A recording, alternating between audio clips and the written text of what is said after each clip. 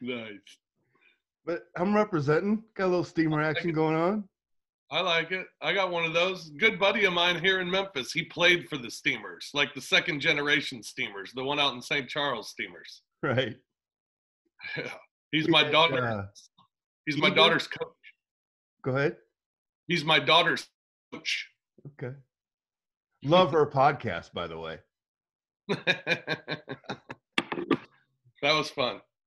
No, we had Ebert, Carl Rose, and Petcher on an episode. Nice. It was fun. Representing the Cardinals in the back. I like that over your left shoulder. Up here? Football Cardinals? Yeah. Absolutely. Man, I was trying to remember. I think the last time we're recording, by the way. I think the last time I saw you, I was in Memphis having lunch with David Green, and you popped by. Was that the last time I saw you? Probably. It's been a long time. Couple lifetimes ago.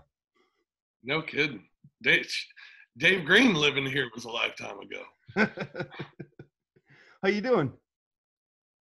I'm good. Good. Like everybody else, surviving, man. I was reading up on you a little bit in preparation for the episode. You're back to your Kevin Slayton glory PA days.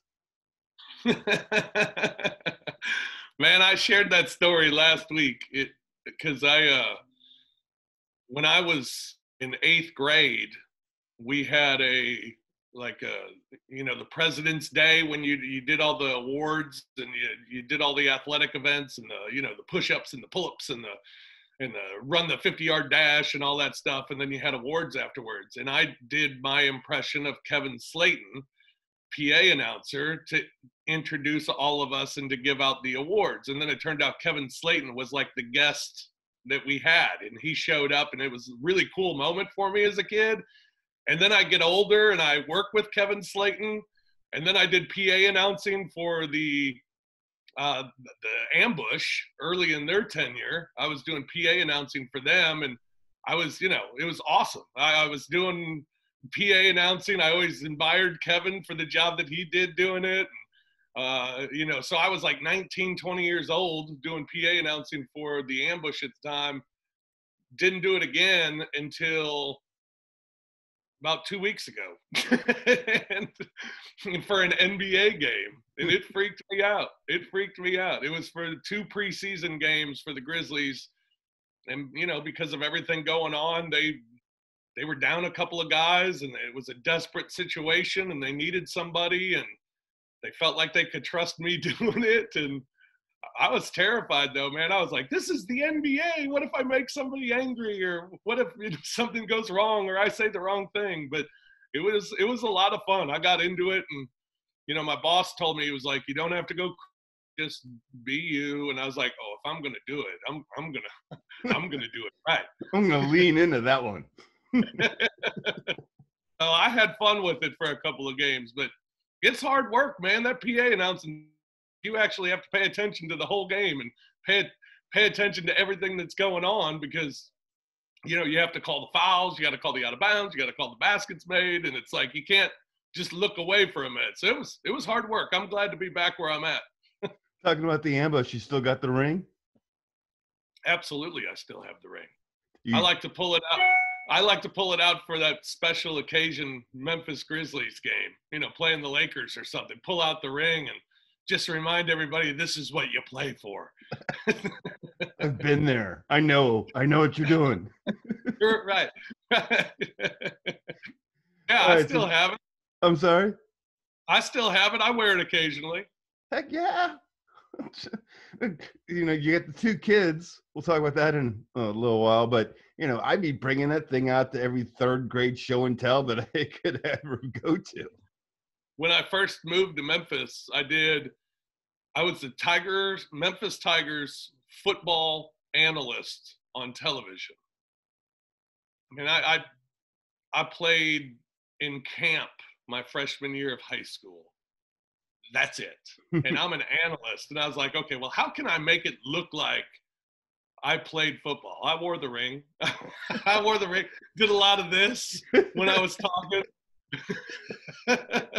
Hey, if you've got the bling, use it, Yeah. man. I mean, they didn't know it was a soccer ring. Maybe they thought it was football. Maybe they thought I played. Well, Fish, thanks for the time.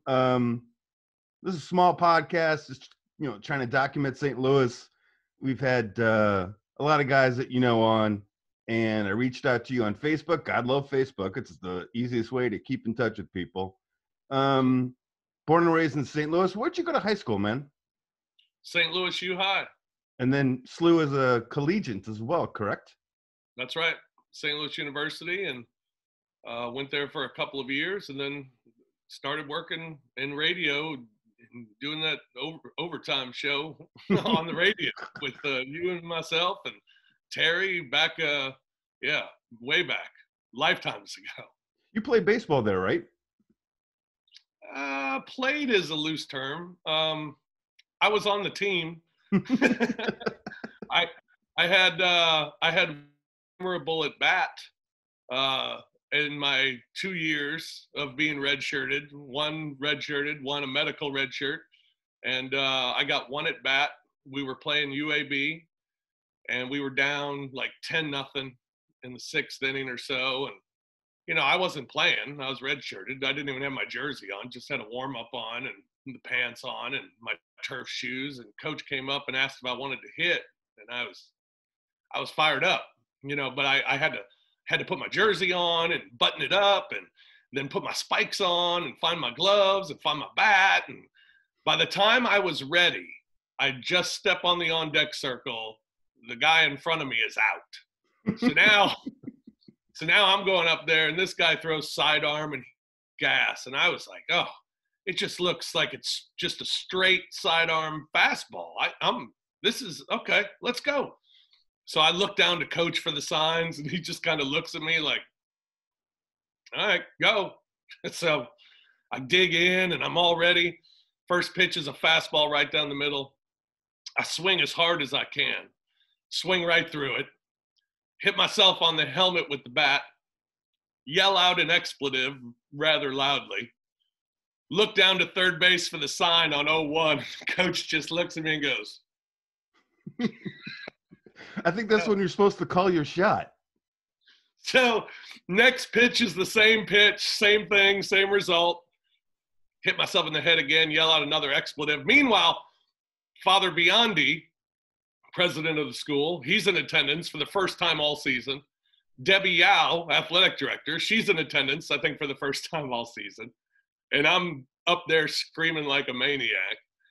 And so now I'm ready for the third pitch, and I'm thinking, oh, he's going to try and throw me heat again, or he's going to bring it upstairs. So I'm going to step up in the box a little bit, make him think I think a curveball's coming. So he's going to throw gas, and I'm going to time it, and I'm going to be on it. This dude pulls the string on me so bad that I'm out on my front foot. I flail with one hand at it. I miss it. The catcher misses it. It's rolling towards our dugout. The catcher takes off to run after the foul or after the ball. I take my bat and I throw it towards our dugout, which is in the direction of the catcher. I hit him in the back of the leg. I look at the umpire who still doesn't call me out, and I'm like, oh, hell, now I got to run. So I turn around and I run to first, and he throws me out by 10 feet. And needless to say, Coach Bob Hughes told me I'd never hit again. And I did not. But I hold 2 NCAA records, lowest batting average and highest strikeout percentage in the history of the game. I got that going. I got visions of Tom Lawless, the big shot and the big swing. And yeah, very similar, but different. How's your dad doing? Everybody still good? My dad passed a couple of years ago. Yeah, it was fast. It was cancer, and it was fast. That was a couple of years ago. Mom's doing well. She's in St. Louis still. My sisters are in St. Louis, and get up there as much as I can, and take my kids up there so they can see the kids. And it's been obviously for the last 10 months, it's been a little more difficult. Did get to see him at Christmas a little bit, and everybody masked up, so it was awkward. It was weird, but everything's kind of weird. So, but hopefully soon we'll be able to see him a little bit more than we have. From afar, I always admired the relationship you had with your dad? Yeah, it was, he was my coach growing up. So I got to play shortstop and pitch. No, but I, the thing that I always, especially in my later years, loved about him is that he listened to my radio show every day. He lived up in the Quad Cities, and he would listen to my show in Memphis every single day. He was my biggest fan. He got the NBA package so he could watch Grizzlies games every night. And he'd call and he'd just talk about the game. And my fondest memory is when I was a freshman in high school, my first at bat in high school baseball. I wasn't supposed to play, and the guy who was supposed to start was hurt, so I got to start. And the first pitch that I swung at, I hit it out of the park. Only home run I've ever hit in my life over a fence. I mean, and it was my first swing in high school. And my dad had it on videotape, and he's crying as I'm going around the bases. And watching that as a freshman in high school, you're embarrassed. You're like, oh, dude, oh, man. But now growing up and having kids and everything, that was a cool moment. And my favorite sports moment with my dad was when Mark McGuire broke Roger Maris's record. And it was, that year was such a magical ride of, in breaking the one unbroken record in all of sports. I mean, you really thought it would never be touched. And when he broke that record, and I was sitting down in the right field, by the right field bullpen in the wagon gate, and I was sitting there, and I had a great view of that ball just snaking over that left field wall. And as soon as it did, I was like, I didn't know what to do. I just kind of had this feeling of, you just saw history made. And I was like, I didn't know what to do. And all I did was picked up the phone and called my dad. And I was like, you watching this? And he said, yes. His wife was a Cubs fan, so they were watching it together. And I called him. I was like, I didn't know what to do. I had to call you. This is amazing. And so that was a really cool moment that I had with him with sports. So you've been doing this now 20 plus years. For those who don't know, sideline reporter for the Memphis Grizzlies. Do you remember the day Bob Ramsey said, hey, why don't you come by KASP, see what we can do? Yeah, I was doing work study at St. Louis University. My work study was basically, I worked in the athletic department, and I did some PA announcing for like women's volleyball and basketball and field hockey, and I mean, everything that I could do, I would do it. And I got to know Bob's wife, Jen. She played on the volleyball team at the time. So I got to know her. So I had met Bob. And then playing baseball for the team, I was the hurt guy. And Bob would come out and work out with the team. The hurt guy, I was the one that got to play catch. So it was, so I got to know him. And, I told him what I wanted to do. And he invited me to come on over and, get an internship, and I did. And, I was 19 years old. There were, I think, 9 all sports stations in the country at the time. And, it was the right place, the right time. And I mean, everything worked out. I got to do what I dreamed of doing as a kid. Not to put you on the spot, but you got a good Bob imitation? I don't. He's a tough one to imitate because he imitates so much. What's great about him, he's so factual when he does the playback. He's off to his right. He's got a guy in the left corner. He's not going to pass it to him. He's going over to the middle. And he goes back to the center. Center's 7 foot tall. He's up against a 6'8" guy. I mean, he's just so everything. And I admire it. And I'm hopefully giving him a compliment. He's just factual, and it comes out so smooth. Slew's having a good year. Yeah. Have not had him on the show yet, but I know that you guys were close when you were here. Absolutely, and still today. And he's obviously he's a big reason why I got in the business, and he's a guy that I always looked up to doing play-by-play and doing a radio show, sports radio show. It was, something that I always wanted to do. And, and he was, I was in his wedding. I mean, yeah, it's a great relationship with Bob. And, it was fun to grow through all those years of, working together. And then I went out on my own for a little bit, and then I came back, and being able to work with him when I came back was great.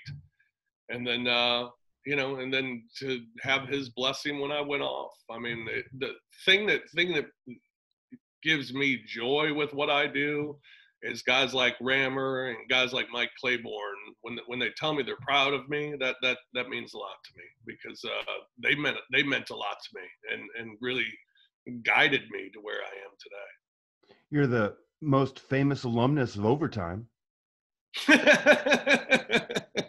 I could put that on the resume for sure. I saw John Goodman at a Grizzlies game last year, or 2 years ago, I guess it was, in New Orleans, and went up and introduced myself. And, anytime you go up and introduce yourself to people like that, the first thing on their mind is, oh God, what does this guy want? And I'm holding a microphone, and he's probably, and I just went up to him, put my hand out, and I said, John, I'm from Afton. And he just started laughing. He got up, gave me a hug. He was like, how you doing, man? Great to meet. I said, I bet we're the only two in the building from Afton. And I told him I like to tell people I'm the second most famous person from Afton. What was Terry's last name? Harding. Thank you.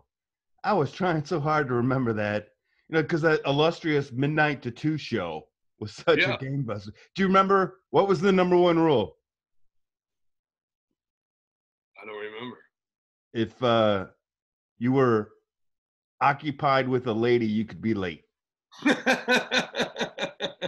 That's how professional we were. I don't think any of us were ever late.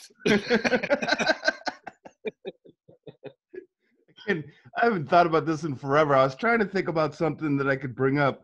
The only thing I could remember was, at that time, if you just hung around long enough, you could get on the air.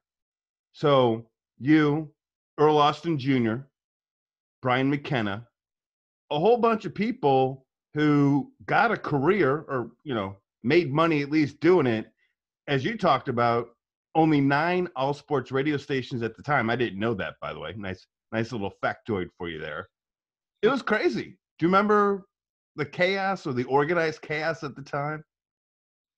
Absolutely. I mean, it was, it was new, and it was, can this actually profitable, and is it even worth it?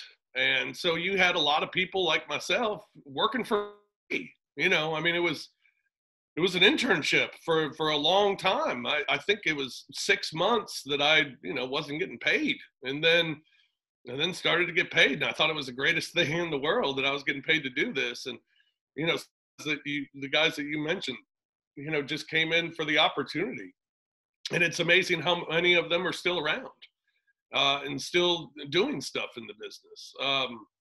And that's really cool to see. But yeah, it was chaotic, and KASP didn't last very long, but it really laid the groundwork. And Rich Gray is a guy that deserves a lot of credit. And it was it laid the groundwork for KFNS, and KFNS soon followed. And to be a part of that was great, because it KASP was so in an infancy stage really throughout, not really knowing how to do it. We made it work, and we made it to where it was interesting enough to work again, and has worked to this day. I mean, it's crazy to think back that it's gone through changes. Different stations have been added. KFNS has changed back and forth a couple times, but what's amazing to me is still seeing the same faces and hearing the same voices in St. Louis is quite remarkable. You mentioned Rich Gray. We talk about him often on the podcast. You got a good Rich Gray story?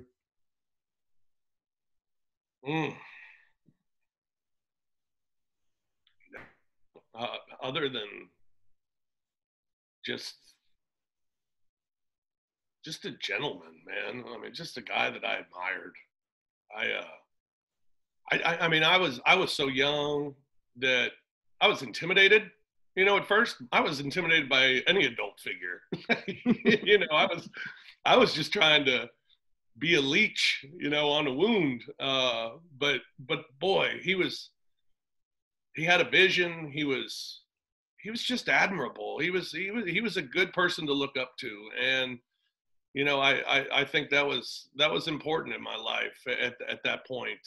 You know, trying to go from college student to try and be an adult, who go from being a sports fanatic who was collecting autographs and baseball cards to being a professional. I mean, I needed adult supervision and guidance around me, and we had a great group of people, you know, between Rich and Claves and Rammer, and you know, I mean, these guys, they were, you know, I like to say they molded me, you know, and they were great people to look up to, and great people to follow.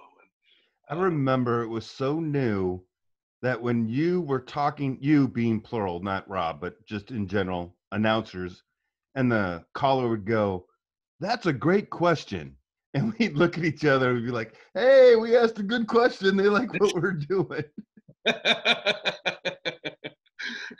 Absolutely. I mean, we have the San Diego Chicken on the air, and he says it's a great question, and we couldn't be more excited. That's right.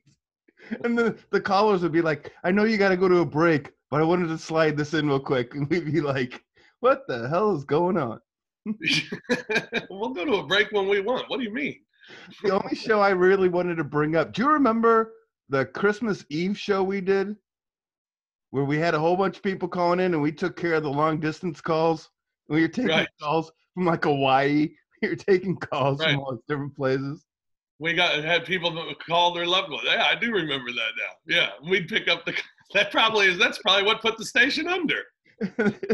Kim Hibbs would be like the next week, "That phone bill, I need to take that all out of your paychecks." Exactly. That's before you could actually call people and text people. That's right. That's right. Jeez. From KFan, you went to, what was it, ESP? No, it was from KSP, you went to KFan, right? I went to KFNS, and then I went to, I was there, I guess, a couple of years, and then I went to Las Vegas for a couple of years before I came back. What's it like to host a 6-hour daily talk show? It was it was interesting. I mean, at that age, I was 25 when I moved to Las Vegas. Or no, I was 23 when I moved to Las Vegas. I was 23 years old. I'm doing a national show. This is before internet. You know, this is when there was one Sports Center a night.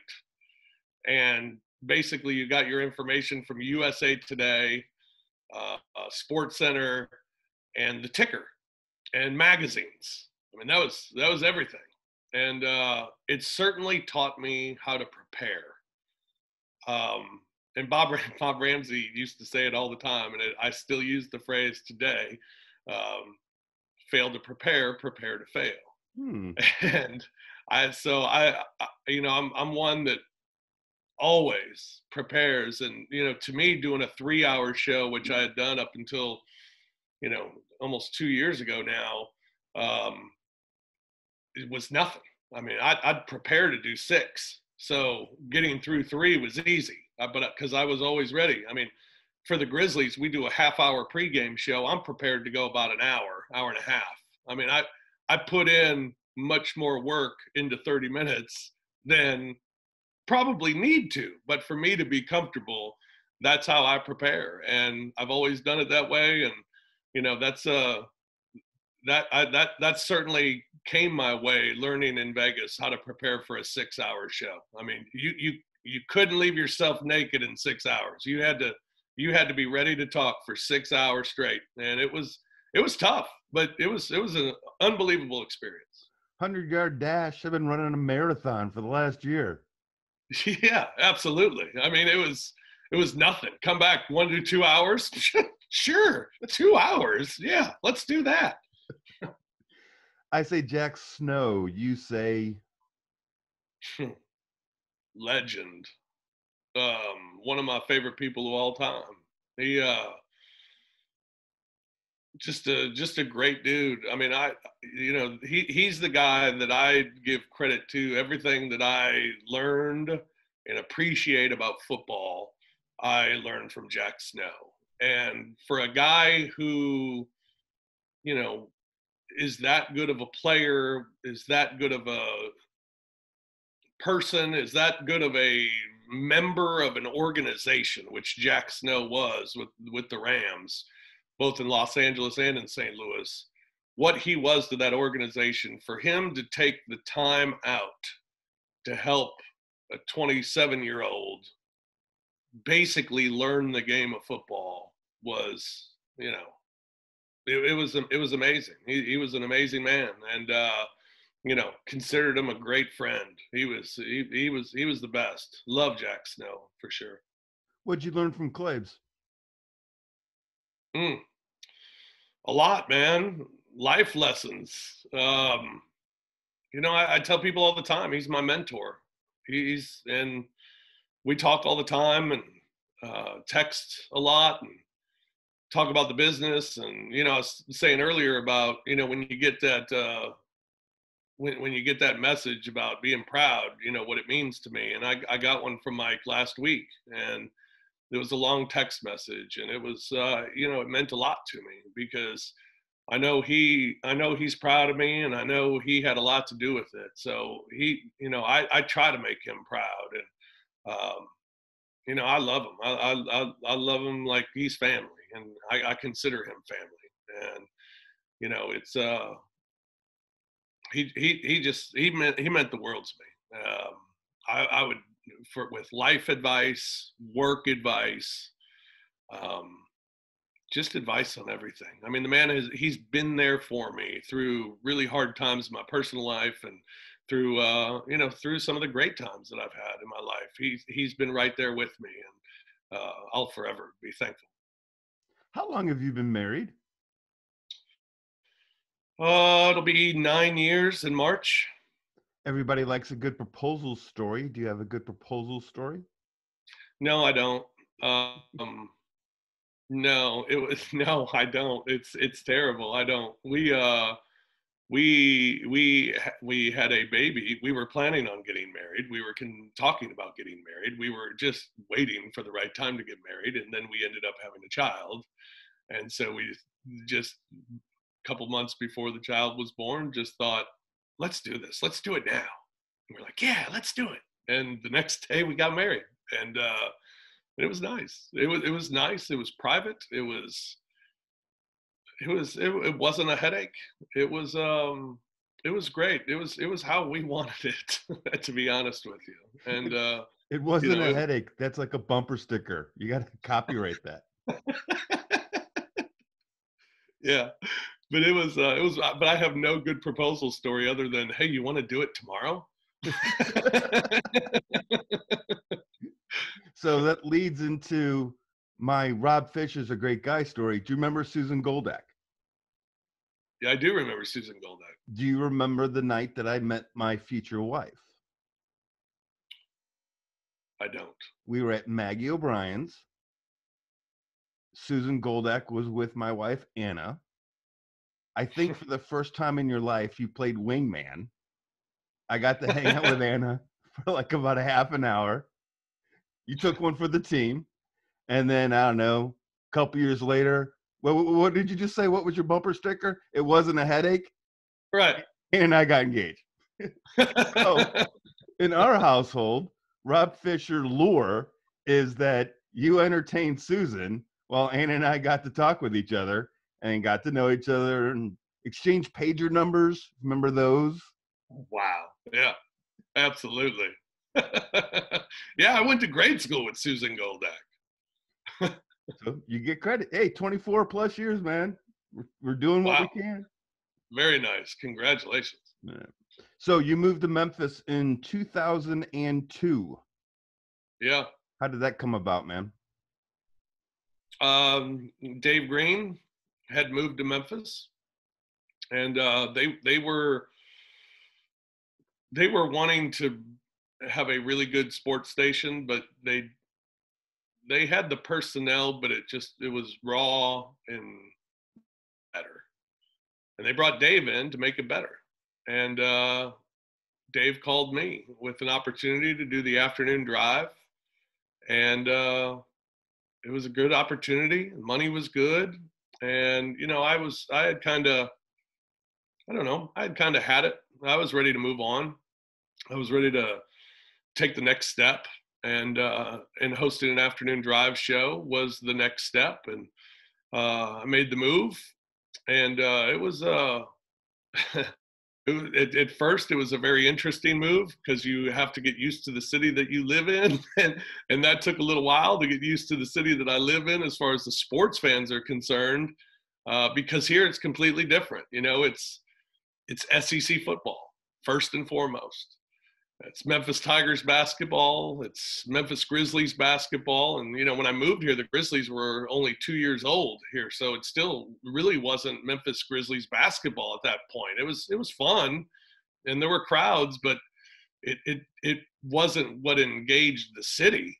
It was funny. The first show that I did in Memphis, Dave Green and I did the show together, and we were at the Pyramid for Grizzlies Media Day, and it was a great show. We were on 3 hours. We had every player on the team on. We had the coaching staff on. We talked Grizzlies. It was great, and it had everybody, all the players, and we felt pretty good about it. Woke up the next morning, and in the newspaper, letters to the editor, when they used to put that in the sports page. Who are these two Yankees? They didn't even talk college football. Well, little did we know, it being a college football Monday, we weren't supposed to be basketball. We were supposed to be talking college football. And then the next week came, and so we talked college football. Little did we know we needed to talk about all the teams in the SEC. All of them. Not just Ole Miss and Tennessee and the Memphis Tigers. Nope, we had to talk about all the SEC teams and the Memphis Tigers. So it was a quick lesson about what you needed to talk about here in Memphis. And it was, we learned that rather quickly. Give me an update on that third string linebacker from Mississippi State. Oh my God. Well, the worst is the recruiting. I mean, the recruiting just blew my mind, what people think about that. What do you think about that 3-star cornerback they got out of Molasses? Huh? No idea what they're talking about. So you've been doing the Grizzly thing for 14 plus years. Were you the youngest at the time sideline reporter in the NBA? Do you know? I got a buck that says yes. I don't know. It was probably close. Yeah, I don't know. I mean, when I first started, there weren't a lot of sideline reporters. They didn't have them for all the teams, and a lot of them were older men. I know that, but I don't know if I was the youngest. I'd be interested to know. I know now. I think I'm maybe the third longest tenured, maybe, or second. I don't know, something like.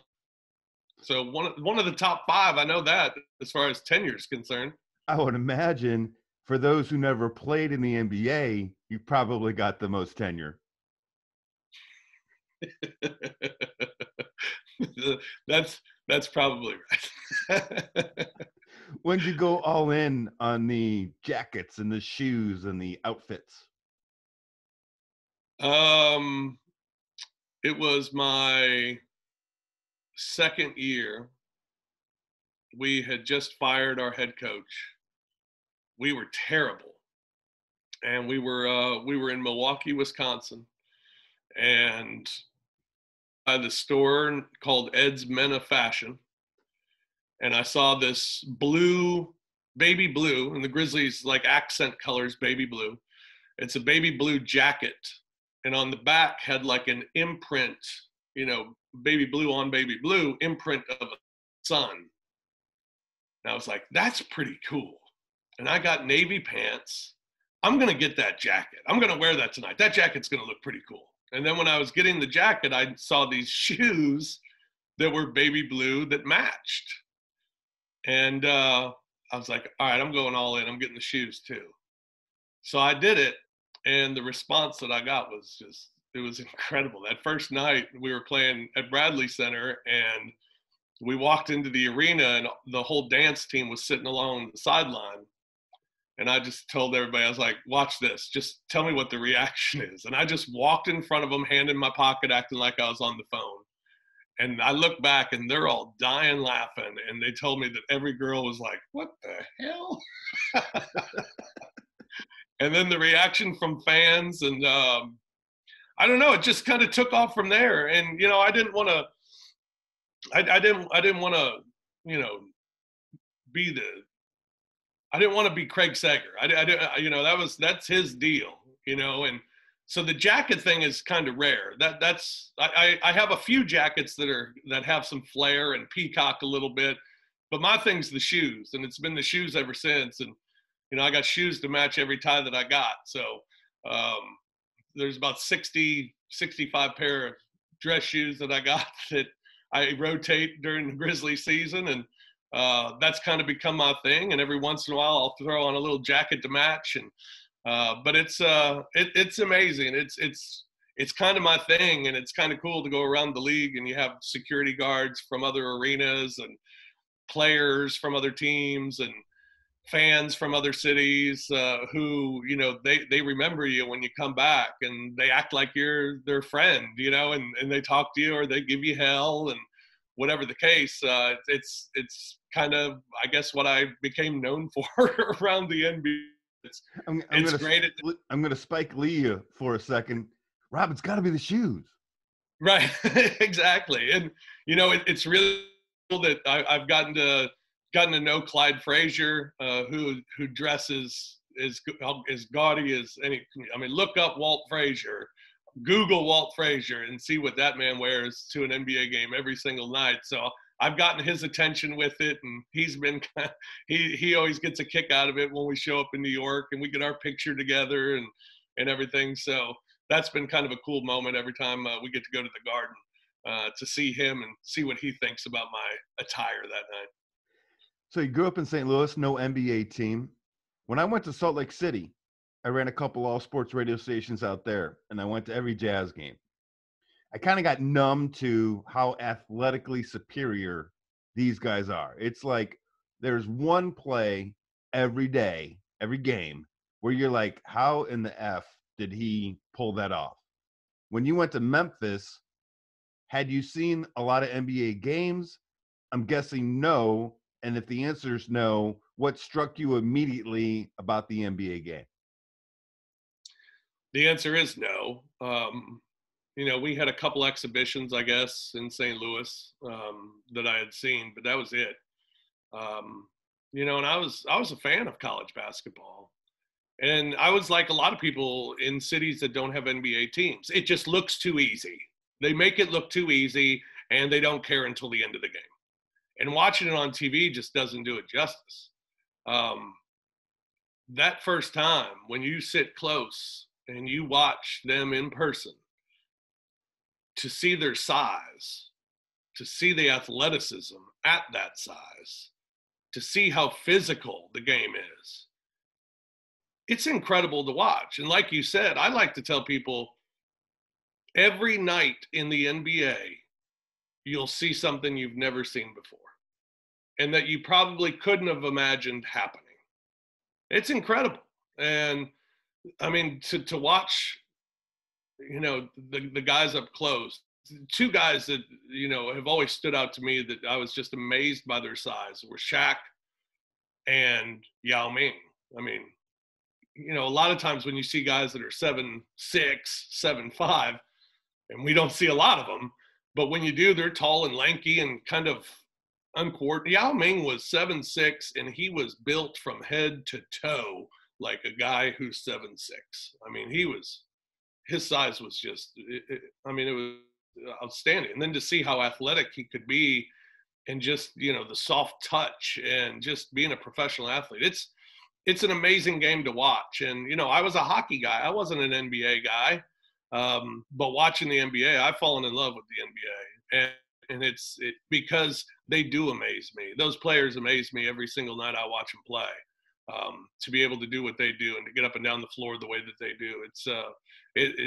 TV doesn't do it justice. If you've never been to an NBA game, I advise going and doing an NBA game, and you'll see it in person what we're talking about, because it's an incredible game, and the athletes are unlike any other athletes in the world. They really are.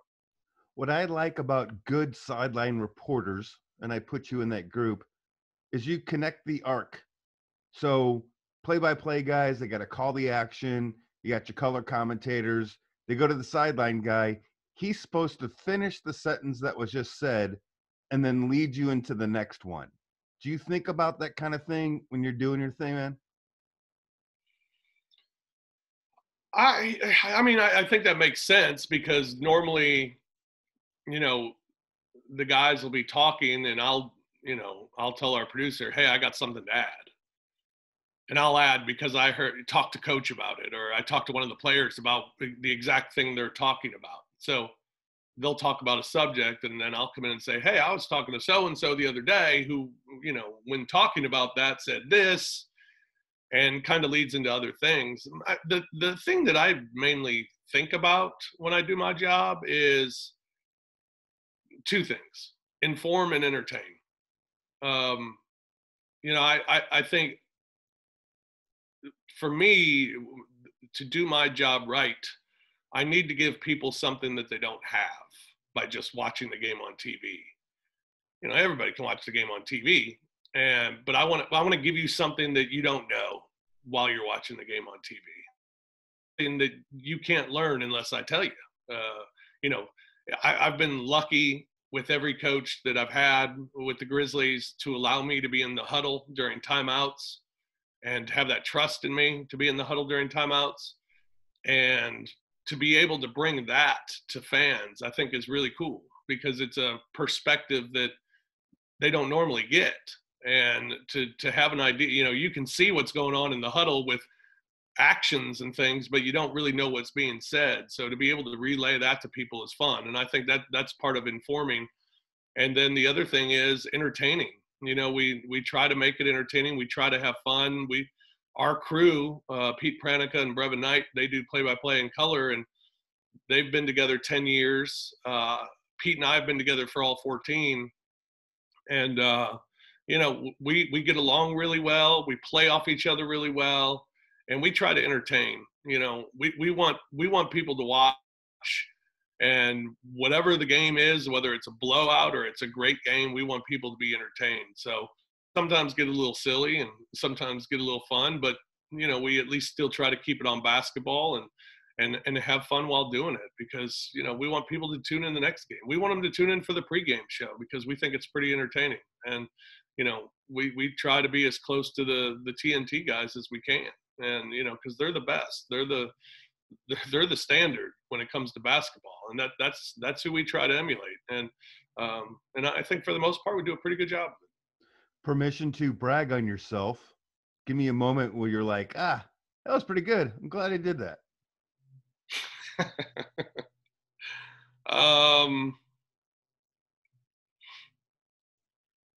I interviewed Snoop. Oh, was he high? Oh, absolutely. He was performing in Memphis that night, and the Grizzlies were playing the Lakers, so he had floor seats, and he was about 2 hours late to his show because he never left the game, because it was a really good game. So he never left the game, and apparently showed up at the hall about 2 hours late. But I got to interview him. That was pretty cool. Having that picture is pretty neat. Just a lot of pictures that I've been able to get are pretty cool moments. You know, being able – I was talking about, you know, Walt Frazier a little earlier. You know, today's birthday is Dominique Wilkins, and he does color for the Atlanta Hawks. And every time we see Atlanta, you know, he's the first person that I'll seek out. He'll get up and he'll come over and he'll give me a big hug. And I'm like, this is Dominique Wilkins. He was like my favorite player growing up. I love Dominique Wilkins. And now we're like kind of tight. And, I get a bro hug from him every time that I see him. So that's, those are cool moments. And, seeing people that I admire around the league, guys that used to be with the Grizzlies organization that now have moved on somewhere else, seeing them is always fun to see. So it's kind of fun to, now that I've done it for 14 years, being a part of the fraternity a little bit and being able to have those great stories when you travel, which makes this season so difficult not being able to travel. How was last year in the bubble? We didn't go. We broadcast the games from FedEx Forum in Memphis, watching them on a monitor and broadcast them remotely. And it was strange, but at the time, we were so starved for anything, to watch anything at the time, that it was fine. It was eight games, it was 8 games, and you just did what you did. You just had to do it. But knowing that this season would kind of start the same way. So it's a little more difficult now than it was in the bubble. In the bubble, you were just excited that there was basketball to talk about. You didn't care. You didn't care how to do it, how you had to do it. But now it's hard. It's hard. The hardest thing now is not being able to be around the guys, not getting that pregame vibe, or not getting the vibe of the timeouts in the huddle. The thing that I think is so important on a broadcast, that we just don't get to do that because we can't go near the team. Broadcasting last night, broadcasting a game in Memphis in an empty arena that's being played in Cleveland in an empty arena. And doing that's just still, every time you sit down, it's just kind of weird, and not being there, it's hard. Although if I had to choose Memphis or Cleveland, I probably would pick Memphis. Absolutely, I'd pick Memphis. Although it was snowing in Memphis, not Cleveland last night. So that was the problem. All right, so we talk about the pandemic as we get ready to wrap this up, touch base on a couple other things. Your daughter's podcast, please pronounce correctly, Keegan? Yep, Keegan. Where'd that come from? The name.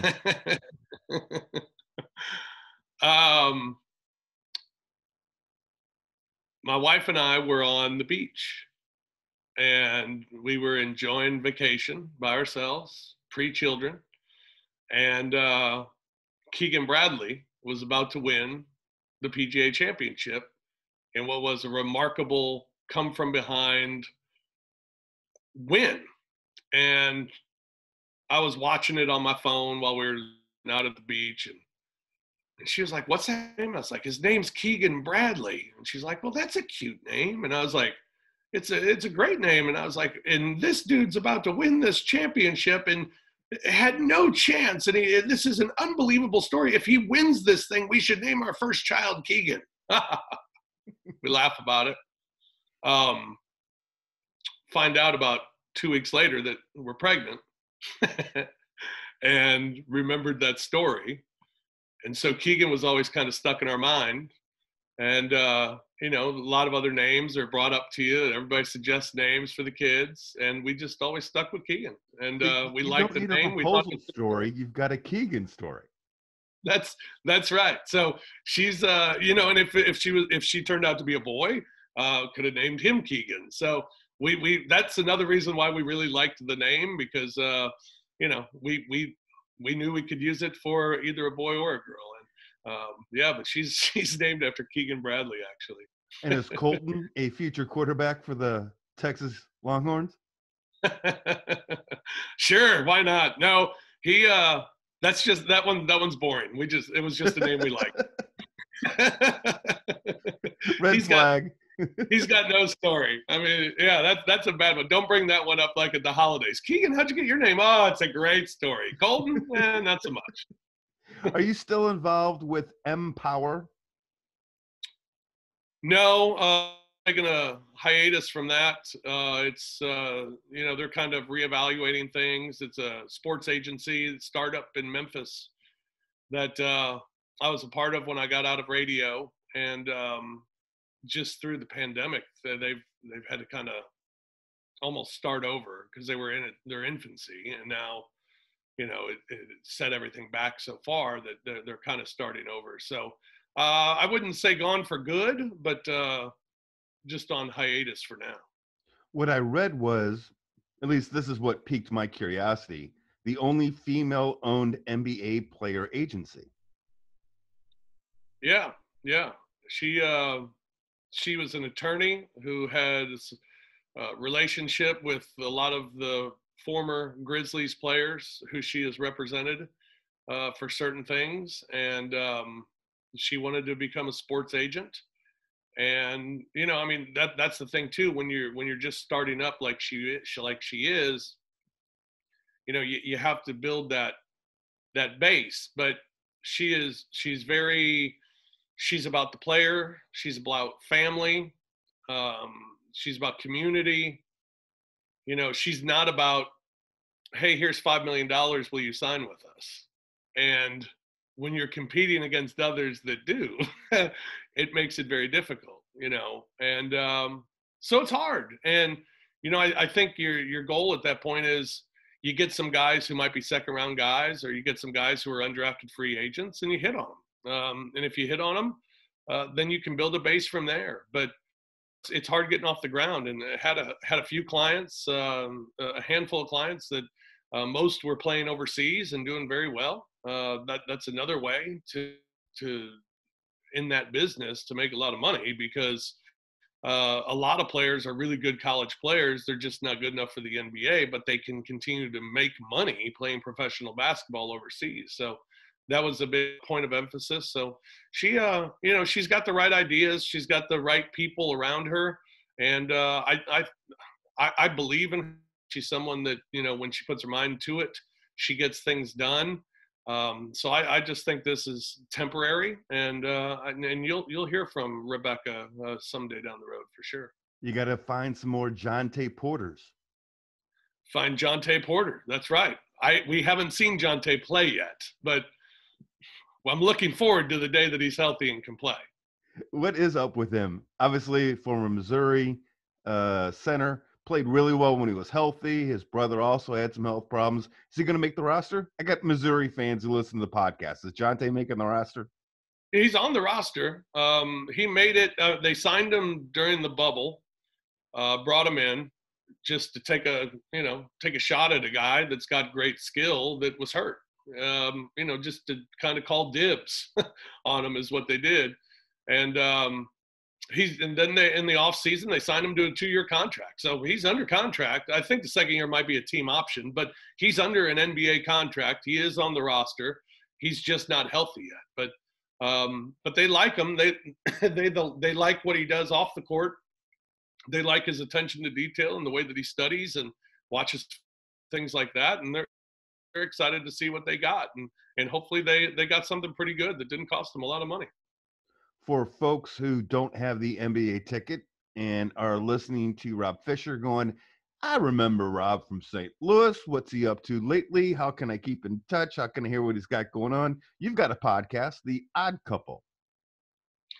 Yeah, The Odds Couple on Grind City Media, which is the media outlet for the Grizzlies. It's called Grind City Media. They got a couple of shows, a couple of daily shows. Mine is a weekly show called The Odds Couple, myself and Lang Whitaker. It's about handicapping SEC football, handicapping the National Football League. And then in the off season of football, we do special shows for the NBA playoffs, the start of Major League Baseball, the All-Star break, the Masters, the Kentucky Derby. I mean, anything you can bet on, we'll do a show about it. And that's The Odds Couple with myself and Lang Whitaker. You can check that out, The Odds Couple. And then I just started a new podcast as well with Brevin Knight called Night Court. Brevin, of course, from Stanford, and a first-round draft pick of the Cleveland Cavaliers, and played 12 years in the NBA. He's now the TV analyst for the Grizzlies. He and I are doing a podcast called Night Court, and that's Night with a K. So you can subscribe to either one of those wherever you get your podcasts. So doing those, and the Grizzlies games are keeping me busy for sure. Stanford grad keeps you on your toes. He's almost too smart for me, man. Who am I kidding? He is too smart for me. You can't try and get in you can't get in thinking contest with Brevin Knight. So talk about the odds couple. A lot going on with gambling as we wrap this up, Fish.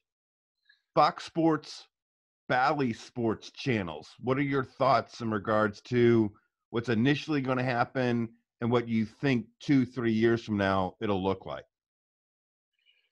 Well, I could talk more about 2-3 years from now because I'm really not supposed to comment on it because, frankly, I don't really know all the details about it other than, Bally's at some point will be taking over the regional networks. And I just think it's the way that we're going. I mean, you know, sports betting just began in Tennessee 2 months ago. And it's going to become legal throughout the country before it's all said and done. And to even think of that being a possibility 20 years ago is outlandish. 5 years ago, you couldn't get a professional sports league to even put their hands near gambling. And now you see the casinos that are sponsoring. You see now that the NBA is in partnership with the MGM, and NBA wants to, at some point have the ability that where you can bet on a game that you're at from your seats. I mean, it's the future. It is the future now that it becomes legal. It's a huge business. It's going to be a huge business around the country. It's a huge business in Canada. It's a huge business already here in Tennessee, and it will continue to get bigger and bigger and bigger. And I think you're going to see sports embrace gambling. The NBA already is doing it. The NFL, although wanting to relent for a long time, they will eventually go all in on it. I mean, this is the same league that puts out an injury report for the gamblers. That's why it's the rule to put out the injury report is for betting purposes. So the NFL will give in. Major League Baseball do whatever, do it last, but they'll do it at some point. And, but I think the NBA is kind of leading the charge of, hey, let's embrace it. It's out there. It's legal. Let's embrace it because, the more you embrace it, it doesn't become a problem in your sport. And I don't think will ever be the case. Do you foresee, good or bad, a time where part of your job is going to be to inflect on the odds, meaning that as we head to the second quarter, Memphis is a 3-point underdog going into the half, blah, blah, blah, blah, blah. We do. We have a segment in our pregame show. It's about a 2-minute segment where we show the odds for the game. The favorite, the money line, and the over-under. And then I give trends for the game. And then at halftime, we do the same. We come back and we do the same thing. We give the updated lines, updated trends. And, FanDuel bought the broadcast this year. And with that, there's a segment in pregame and there's a segment at halftime. And it's presented by FanDuel. I mean, FanDuel and the Grizzlies have entered into a partnership. And I think the Grizzlies were the first team to do that. But now other teams around the league are following suit because they know it's a huge moneymaker. I mean, the money that FanDuel is putting out there is ridiculous. And so they bought the whole broadcast. And, it's, like I said, the NBA's embraced it. The Grizzlies have embraced it. And, I've gotten some feedback from people who don't like it. And I've got feedback from one gentleman who talked about his brother being an addict and that, he doesn't like the segment and he doesn't appreciate it. And I just responded to him, said, thank you for your comments. I'll certainly pass it along. But this is what we're doing. This is how we do it. So it's different. I never could have imagined this being real. But it's the way it is now. And I think it's only going to get that way more and more. Good stuff, man. As we get ready to do a St. Louis 7 and wrap this up again, for people who like this podcast, might want to listen to, we had Jim Thomas on before. We had Chris Kerber on before. We talked about some similar issues. Here's what I like about Rob.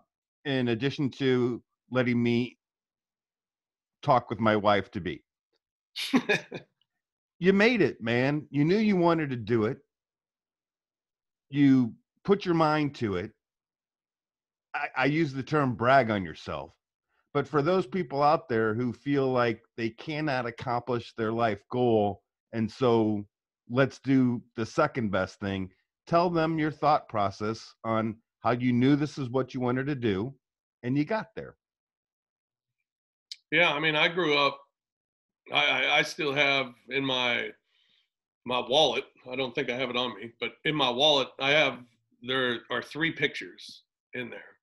There's one of Jack Buck, Dan Kelly, and there's one of Don Poyer, who was the voice of the Memphis Grizzlies when they were in Vancouver. He moved with the team to Memphis and passed away at a young age, about 15 years ago. Passed away while the team was on the road in the hotel room. It was tragic. But those 3 guys, that's who I wanted to be. You know, I grew up wanting to be Jack Buck and Dan Kelly. I mean, they were the best. Jack Buck was the best at whatever he did. And certainly growing up a St. Louis kid, he was the best at baseball. Dan Kelly's the greatest hockey announcer that I ever remember. You know, and he's those were 2 guys that I admired and 2 guys that I wanted to be. You know, I'll never forget. I have a great picture. I always remember when Dan Kelly passed away and they did the tribute for Dan Kelly. And there was one great picture at the old arena with his back to the camera, and in front of him is this black and white monitor, and then he's watching over the Blues play. You know, and you're up in the rafters at the old barn, and it's this little black and white monitor is the thing that stands out. And the first time that I got to do play-by-play of a St. Louis Vipers roller hockey game. Yes. I'm laughing with. Yes. I'm in that same booth, and I look, and I took the same pose that Dan Kelly had in that picture, and just kind of looked, and I see that little black and white monitor, and I look out over the floor, and I was like, somebody's got to take this picture. I mean, this is my moment, you know, and I have that picture, and it's always meant a lot to me because that was kind of I'm on my way to making it moment, and it was great. I mean, to me, you know, the thing that I'm proud of myself was that I put in the work. I'm getting the results of the work that I put in, and you know, that's what I would always tell people. You know, if you truly want something, you gotta do everything to get it, and whether that's intern, sales, what a program director, you know, hell, go out and hold, you know, here in Memphis, we had, my boss was running for office. I went and sat on a street corner holding up a sign to vote for him. I mean, just, you know, whatever. Did he win? Whatever. No, never. But you know, it's always working extra days, extra hours, running the board. I mean, everything. I did everything, you know, you can do in the business to get to the point of the business where I be. And it was a lot of hard work, but that hard work, it'll pay off and reap rewards if you put your mind to it and work at it hard enough. All right. Do you have a good time? Everything good? Enjoy it, man. Yeah, absolutely. It was fun to catch up. Take me out. Give me a Jack Buck. Thanks for your time. There he is, by the way, right here. There's me and Jack. That's how I end every podcast. Give it to me. Thanks for your time this time. Until next time. So long, everybody. And you know, with that being said, and I don't know if it just happened or what, but every single Grizzlies broadcast, the tease will play. We start the show, and I start it the same way every time. Good evening, everyone. Every time. That's an honor of Jack. And we talked about Bob Ramsey. He used to be great at the Brent Musburger, like, paragraph before the game starts. You know, he would Oh, yeah. always, we're in snowy Philadelphia as the 7th-ranked SLU Billikens. And I used to do that all the time. And Oh, yeah. I got to apologize. I don't know if he took it from Musburger, but it was just like one of those, as we look down on Columbia, Missouri. Yeah, I have to write one of those for every game. And but Bob's are great. Always had a great tease for sure. Hey, Fish, too, by the way, you got a little bit of a twang now. Not a lot, a little bit. Yeah, I know. My daughter's gonna have one. I know that for sure. But I'll throw y'all out there a lot, and yeah, people back home they don't understand when I throw out a y'all. All right, man. Let's go do a St. Louis 7. Appreciate the time. All right, buddy. Thanks.